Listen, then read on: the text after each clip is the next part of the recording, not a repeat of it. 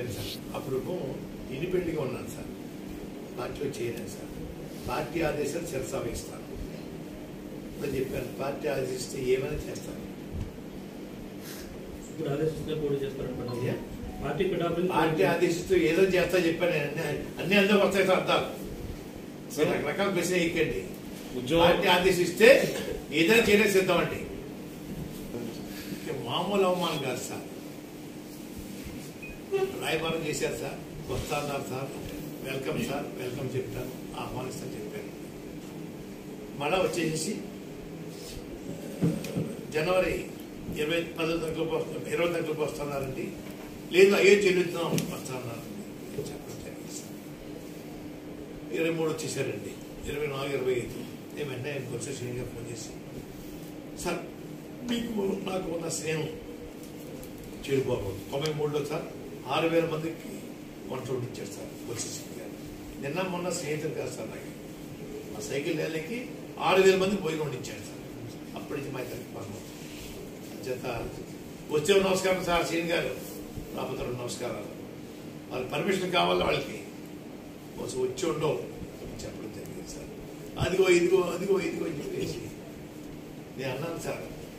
తర్వాత వాసు గారు వాయిస్ వచ్చారండి, కలుస్తాను. ఎందుకండి 70-80 సీట్లు పొడి చేయండి, ముఖ్యమంత్రి షేరింగ్ అడగండి, నేను శరీరం దాచుకోకుండా పని చేస్తాను. 20 సీట్ల కోసం అన్నిటికీ ఆహ్వానిస్తారు. ఎందుకంటే దేనికోసం సేవ చేయాలా? మీకు ముఖ్యమంత్రి ఎట్లా చెప్పండి. ఫస్ట్ మీకు ముఖ్యమంత్రి మీకు 2, 3 చంద్రబాబు నాయుడు గారు పంచుకుందాం, 70-80 సీట్లు తీసుకోండి అని ఆఫర్ చేసి ఉంటే అప్పుడు చెప్పండి సార్, చేస్తాను. ఇంకోటి కూడా చెప్పాను సార్ వాసు గారికి, అయ్యా వాసు గారు, చంద్రబాబు నాయుడు గారు జైలుకి వెళ్ళిన తర్వాత వారికి పూర్తిగా భూస్థాపితం అయిపోయింది.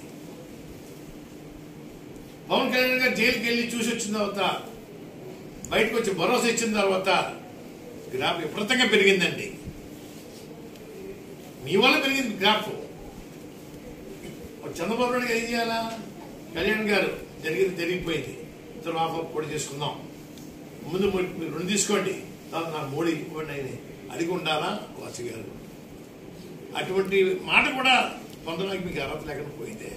కానీ మీరని అడగాలి కదా. నేను ఏం చేస్తాను సార్, 20 మంది కోసం ఏం చేస్తాను సార్ సర్వీస్? అలాగే బీజేపీ వారికి చేస్తారు. మిథున్ రెడ్డి వస్తున్నారు అనుకుంటే బీజేపీ నుంచి ఫోన్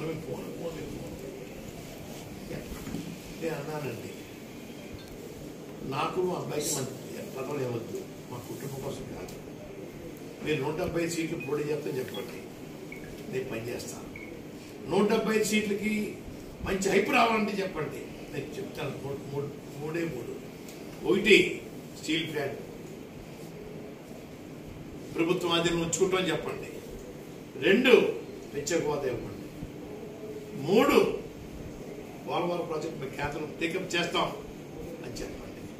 అది కూడా ప్రధానమంత్రి గారు, హోమ్ మినిస్టర్ అమిత్ షా గారు ఆంధ్ర వచ్చి బహిరంగ సభ చెప్పండి, మీకు సర్వీస్ చేస్తాను. 5 సీట్ల కోసం 6 సీట్ల కోసం మీరు త్యాగం చేయకండి, నన్ను లాక్కండి రోడ్డు మీద.